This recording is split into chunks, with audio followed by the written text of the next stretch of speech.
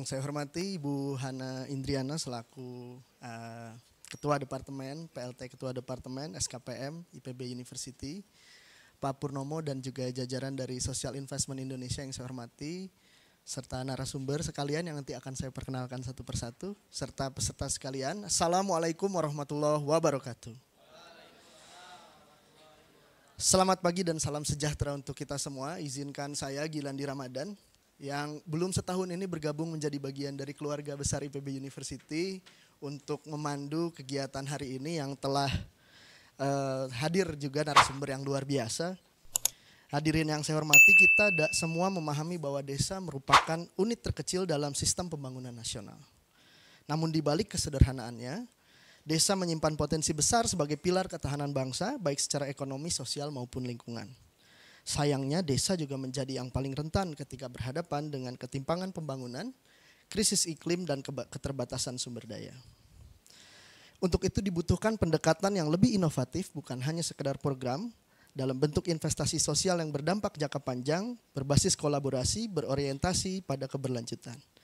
Inilah dasar dari forum kita hari ini yang mengangkat tema inovasi investasi sosial untuk pembangunan desa yang tangguh dan berkelanjutan. Dan untuk membahas tema ini saya tidak sendirian, tentu sudah ada narasumber yang sangat mumpuni dan juga berpengalaman. Sekaligus saya undang ke depan Bapak Dr. Ivanovic Agusta SPMSI selaku Advisory Board Social Investment Indonesia dan juga dosen SKPM IPB University. Lalu pembicara kedua kita Bapak Kemal Abdurrahman Masih selaku Field Relation and Community Enhancement Medco INP Natuna Limited. Dipersilahkan maju. Dan terakhir saya persilahkan Ibu Gita Syahrani, Head of Executive Board Koalisi Ekonomi Membumi.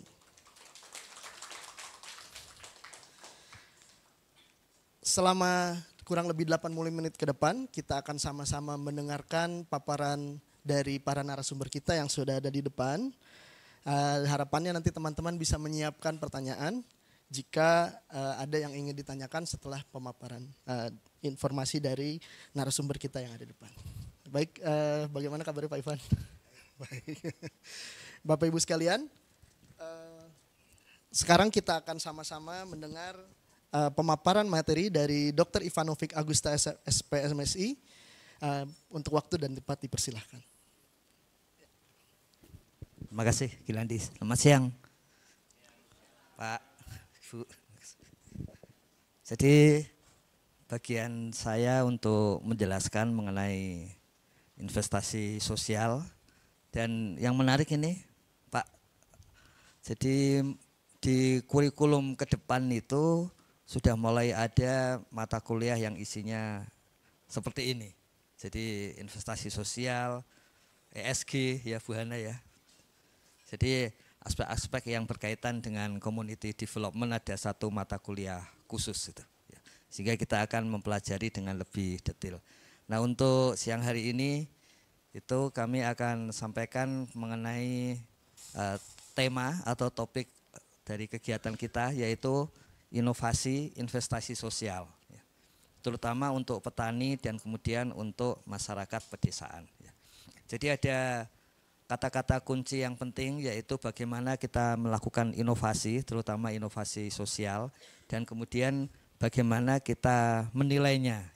Sehingga itu kemudian menjadi suatu yang namanya investasi itu kan harus dinilai dulu, baru kemudian dilihat apakah ada pengembalian itu sebetulnya yang dipelajari dalam mata kuliah itu sebagai dampak-dampak positif bagi masyarakat gitu.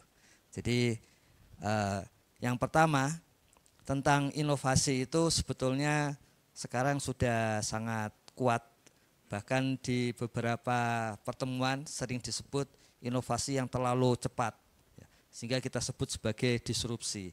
Nah di dalam masa sekarang itu disrupsi sudah pasti hampir menjadi kegiatan kita atau yang kita alami setiap hari begitu. Jadi makanya kita harus selalu siap dengan inovasi. Ada hal yang menarik yang kita pelajari di lapangan bahwa inovasi itu saya kira rekan-rekan sekalian mengetahui bahwa di dalam matriksnya diagramnya Maslow itu ada aspek aktualisasi diri yang paling tinggi ya. Tapi di dalam inovasi itu tidak hanya aktualisasi diri ya. Jadi dari psikolog eksistensialis itu kita sudah tahu lah, kalau ingin kita melakukan inovasi itu sudah pasti harus pakar, harus pintar. Nah pintar itu tidak selalu yang artinya IPK-nya tinggi, tidak. Tapi di dalam aspek tersebut dia itu ahli. Bagaimana kita bisa tahu ahli? Coba kalau rekan-rekan rasakan dalam mata kuliah tertentu misalnya. Kita tahu satu konsep itu di lapangan penggunaannya seperti apa. Kemudian kita tahu kelemahannya seperti apa. Jadi kalau kita sudah tahu kelebihan dan kelemahan, biasanya itu kita sudah mulai di jalan yang lurus untuk menjadi pakar di situ. Jadi memang kita perlu kepintaran. Kadang-kadang dulu masyarakat Cina menyampaikannya bukan pintar tapi lihai. Jadi makanya kita mengenal istilah kelihaian. Ya. Kemudian kita sekarang mengenal istilah kepakaran. Jadi kepakaran itu ya sebetulnya sama seperti kalau orang desa, kemudian dia mengetahui cara mencapai sumber air yang paling mudah. Kalau kita tidak tahu, kita menggunakan jalan yang jauh gitu, melingkar, aman gitu. Tapi kalau orang desa dia tahu cara yang paling mudah. Nah dia itu pakar di situ. Ya. Jadi pakar itu bukan selalu harus titelnya S3 dan sebagainya, tapi dia memang ahli di bidangnya. Makanya sejak kita kuliah di semester 1, kita selalu kenal istilah local genius. Ya. Jadi ada genius lokal itu artinya dia memang ahli untuk di wilayahnya. Nah yang perlu kita peroleh ketika kita di lapangan itu adalah local genius tersebut. Gitu. Kalau kita sudah ketemu itu, maka social value ya untuk investasi sosial ini itu akan lebih mudah untuk dicapai. Yang kedua adalah kreatif. Ya. Jadi kreatif itu bisa menemukan hal baru, bisa menciptakan hal baru atau meramu yang sudah ada diramu sehingga menjadi hal yang baru. Nah, bagi orang desa yang penting itu sesuai dengan kebutuhan mereka. Jadi boleh saja nanti kalau ini yang menarik di mata kuliah kita itu kan namanya memang pengembangan masyarakat ya, dalam bahasa Inggrisnya kan community development, CD gitu. Sehingga kita tahu bahwa yang kita butuhkan itu kreatif di tengah masyarakat. Nah, mencari kebutuhan masyarakat saya kira rekan-rekan juga sudah mengetahui bisa menggunakan hierarki kebutuhan dan sebagainya sesuai dengan teknik partisipatoris. Nah dari situ nanti kita bisa mencek kalau kita menciptakan hal baru, entah itu pemikiran, entah itu produk, entah itu benda baru gitu ya, ciptaan baru, atau kita meramu yang ada kita perbaiki, alat-alat kita perbaiki, yang tadinya rodanya 1 menjadi rodanya ada 2 atau 3 supaya lebih cepat dan sebagainya. Nah itu kemudian dikaitkan dengan kebutuhan masyarakat. Nah yang menarik yang ketiga ini, bahwa inovasi itu tidak hanya butuh kepintaran dan kreativitas, tapi menurut para psikolog itu yang ketiga ini yang penting butuh keberanian. Jadi inovasi itu menjadi hal yang aktualisasi diri kalau pakai bahasa Maslow, kalau bahasa psikolog ini hal yang eksistensial yang membuat diri kita itu hidup begitu. Itu karena kita berani ya, berani melakukan inovasi. Nah, makanya rekan-rekan sekalian nanti kita lihat yang namanya social value itu hampir semuanya itu sifatnya harus inovasi. Ya. Sifatnya harus mencari kreativitas baru di lapangan. Dan itu jangan lupa satu kata kuncinya itu hampir selalu mengambil keputusan. Nah mengambil keputusan itulah tanda bahwa kalau kita mau inovasi itu butuh keberanian. Ya. Jadi ini keberanian dari berpikir. Ya. Kalau rekan-rekan membaca novel-novelnya Pramudia Anantatur kan harus mulai dari berpikir. Ya. Berani apapun, melakukan apapun harus mulai dari berpikirnya. Kemudian bersikap. Nah, mengambil sikap ini penting di dalam social value ini. Kita mengambil sikapnya yang pertama prosesnya itu partisipatif. Ya. Makanya kita punya mata kuliah khusus teknologi atau teknik-teknik partisipatoris, karena itu adalah proses yang harus berani. Sikap kita ketika kita melakukan proses untuk mengevaluasi suatu program itu berani untuk prosesnya partisipatoris gitu ya. Kemudian juga di dalam konteks social value itu kita juga sudah memahami bahwa masyarakat itu kan sifatnya hierarkis dan kita harus mencari golongan yang paling bawah ya. Golongan yang paling bawah itulah yang kemudian kita akan berdayakan gitu dengan program-program itu. Sehingga kalau di level internasional itu istilahnya sekarang adalah no one left behind ya. Tidak boleh ada yang tertinggal. Nah, biasanya yang tertinggal yang mana? Pada waktu belajar penyuluhan itu rekan-rekan mendengar istilah lagat ya. Di dalam struktur karena lagat itu kan tidak terlalu dikenal dalam struktur. Dalam struktur seringkali yang lagat itu adalah lapisan yang paling bawah gitu. Jadi kita perlu mengenal itu. Kemudian bertindak dan yang terakhir adalah berani bekerja sama ya. Jadi kolaborasi itu ternyata tidak hanya butuh tekad, tapi memang harus berani bertindak kolaboratif itu ya.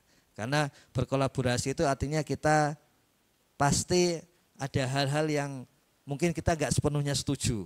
Kita agak kurangi tapi kemudian kita bisa bersama-sama. Enggak mungkin bisa partisipatif kalau tidak kolaborasi gitu.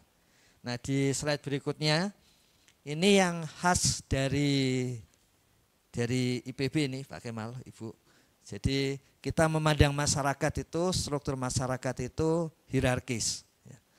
Karena kalau nggak hierarkis kita nggak tahu lapisan yang bawah kan. Jadi memang kita harus memandang masyarakat itu hierarkis, tidak homogen.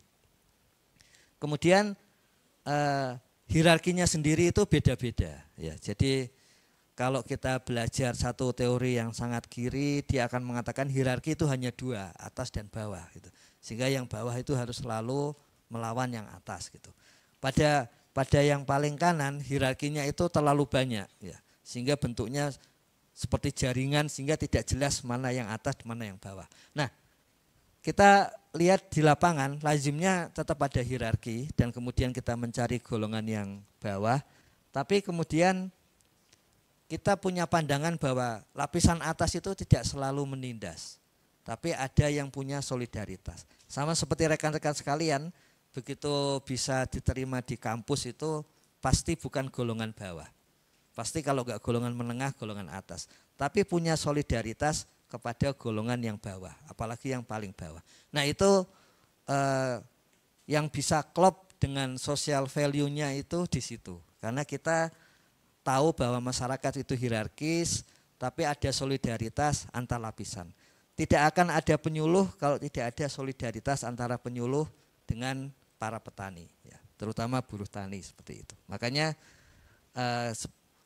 ada hierarki dan ada solidaritas dan ada kalanya kalau kita memakai datanya itu data sekunder, golongan bawah itu tidak kelihatan, ya, karena datanya itu misalnya hanya jumlah penduduk, laki-laki dan perempuan itu.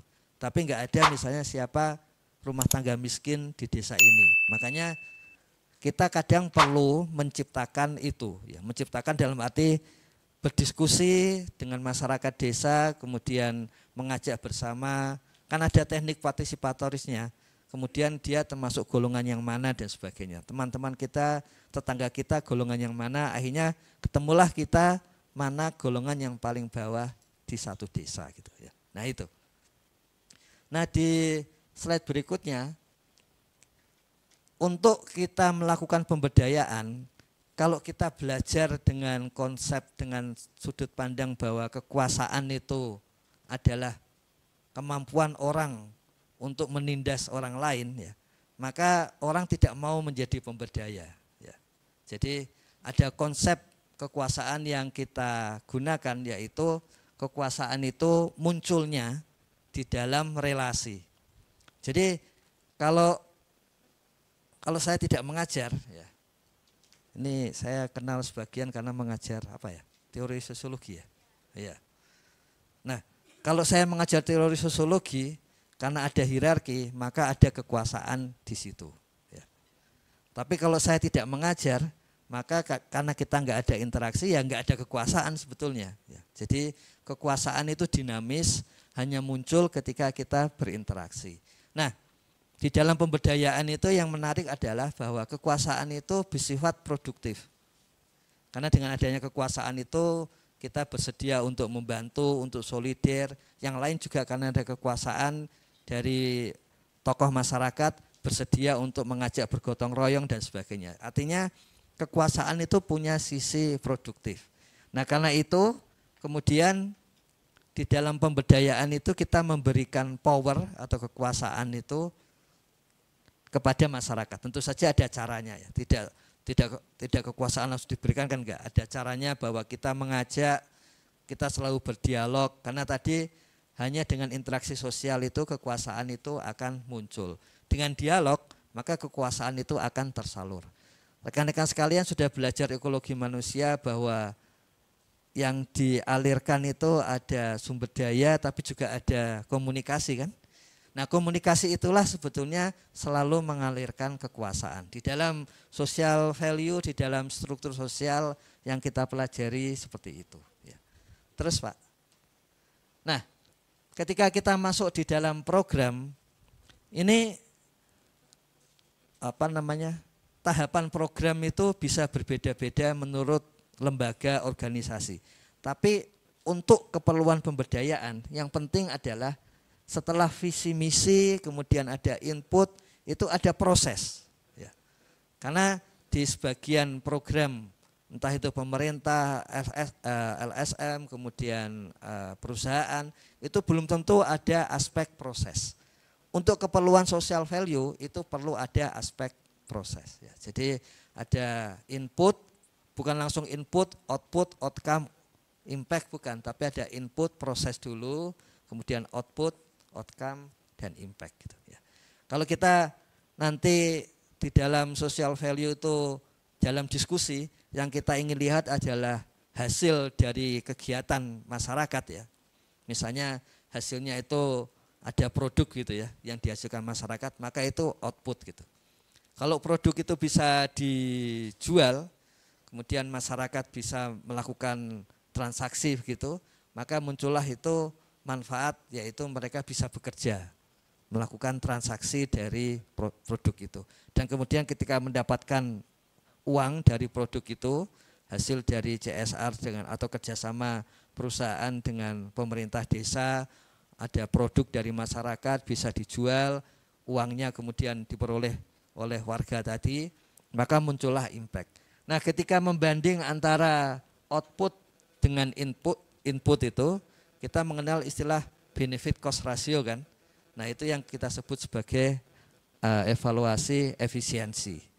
Ketika ada outcome, manfaat, kita bandingkan dengan inputnya, maka muncullah itu evaluasi manfaat atau outcome dengan output. Ya.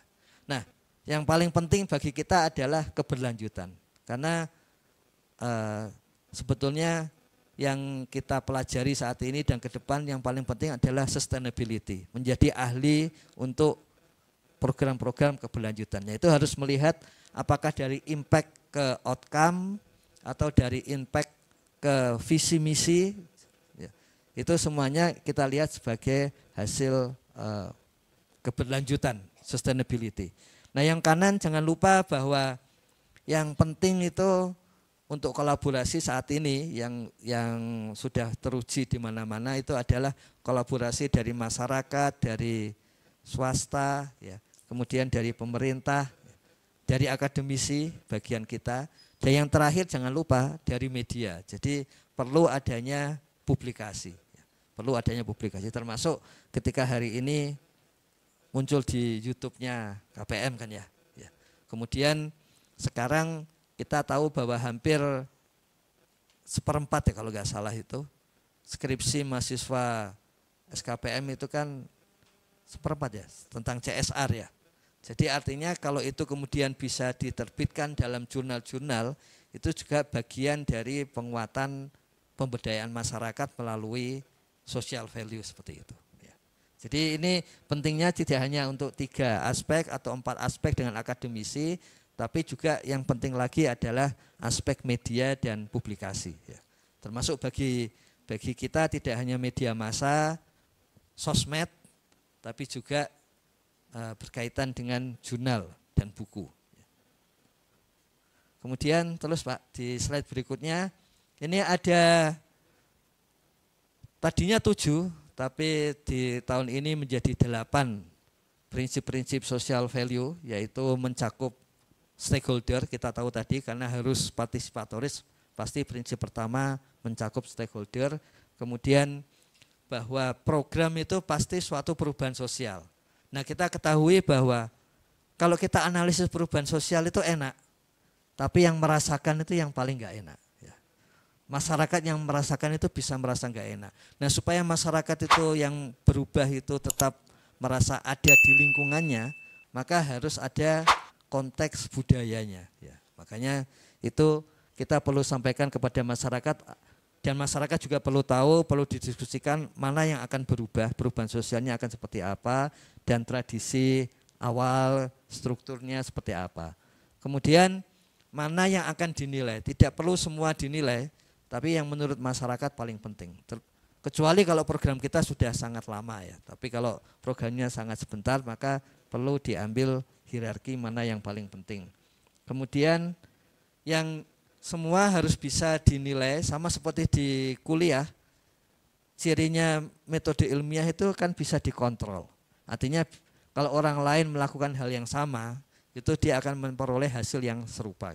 Di dalam social value untuk investasi ini, investasi sosial ini juga sama. Ini kita harus sampaikan bahwa yang dinilai itu adalah yang bisa dilihat. Gitu. Kemudian tidak terlalu overclaim, artinya ya kalau kita sudah menentukan bersama masyarakat yang dinilai itu A ya A saja, nggak usah menganggap bahwa oh yang lain ini karena dari program kita gitu. Padahal itu bukan bagian yang kita nilai. Kemudian juga harus transparan, saya kira kita tahu. Kemudian verify the result. Jadi itulah gunanya kalau kita melakukan publikasi. Karena kemudian ada yang memverifikasi hasil kita. Di samping pada waktu kita evaluasi di lapangan itu tentu saja ada baiknya ada pihak yang independen, pihak luar yang ikut serta. Dan yang terakhir, yang nomor 8 ini yang baru muncul itu harus responsif. Nah responsif itu artinya betul-betul ini aspek sosial. Yang paling mudah adalah dikaitkan dengan SDGs, Sustainable Development Goals. Atau di Indonesia sudah diratifikasi menjadi TPB. Bukan TPB-nya IPB. TPB tujuan pembangunan berkelanjutan. Jadi Social Development Goals di Indonesia kan tujuan pembangunan berkelanjutan. Nah yang menarik, kalau yang 7 itu nanti rekan-rekan sekalian akan melihat kasus-kasus positifnya ya. Yang 8 ini saya tambahkan di slide berikutnya itu bahwa di Indonesia sebetulnya sudah ada upaya melokalkan SDGs menjadi SDGs desa dan sudah ada kesepakatan dengan Sekretariat Nasional SDGs. Apa sih gunanya kesepakatan itu? Gunanya adalah supaya pengukuran pada level desa itu bisa diangkat sampai ke level nasional dan kemudian level global. Karena ada kesepakatan indikator gitu ya. Nah, karena itu kalau nanti dalam social value itu ditambahkan ukuran SDGs, maka menjadi lebih mudah. Dan metadata indikatornya ini sudah disepakati. Jadi nanti rekan-rekan sekalian, Ibu dan Bapak juga bisa melihat akan mengambil SDGs yang keberapa gitu. Kemudian nanti pelokalannya di SDGs desa yang keberapa dan kemudian bisa diukur sampai ke level desa. Yang terakhir yang perlu kami sampaikan adalah bahwa penting dari studi social value internasional itu penting bagi kita untuk selalu mencek apa sih ukuran-ukuran kualitatif dan ukuran-ukuran kuantitatif yang cocok untuk pengembangan masyarakat. Dengan demikian, kalau nanti kita ketemu yang cocok, kita bisa mengusulkan ke level global sehingga bisa digunakan bersama. Gitu. Jadi gunanya skripsi rekan-rekan sekalian, sebetulnya ke depannya, kemudian tesis dan disertasi itu kalau bisa menemukan tadi soal kreativitas inovasi itu ukuran yang paling cocok untuk desa-desa kita, ukuran yang paling cocok untuk petani-petani kita, sehingga sama seperti SDG desa ini tadinya ukuran yang berasal dari Indonesia, dari desa-desa khususnya, dan kemudian ketika disepakati secara nasional, kemudian bisa dipakai bersama. Ya. Dan itu bisa dipakai untuk perguruan tinggi, kemudian untuk perusahaan. Jadi di Indonesia itu ada laporan SDGs oleh pemerintah daerah, oleh perguruan tinggi, juga oleh perusahaan. Nah, jadi sekarang kita bisa melakukan itu. Kira-kira itu yang bisa disampaikan. Terima kasih. Baik, terima kasih Pak Ivan atas paparannya berkaitan dengan teori inovasi dalam investasi sosial. Teman-teman sekalian, Pak Ivan tentu kita sudah sangat familiar, beliau adalah dosen di SKPM IPB, tapi juga beliau berpengalaman sebagai Kepala Badan Pengembangan dan Informasi Desa Daerah Tertinggal dan Transmigrasi di Kementerian Desa dan Pembangunan Daerah Tertinggal, serta Kepala Pusat Data Informasi Pembangunan Desa Daerah Tertinggal dan Transmigrasi di Kementerian Desa dan Pembangunan Daerah Tertinggal. Jadi sudah melanglang buana ya Pak Ivan. Dan tadi Pak Ivan menyampaikan bahwa inovasi bukan hanya soal kreativitas tapi juga keberanian ya Pak Ivan. Dan penting juga ada faktor kolaborasi.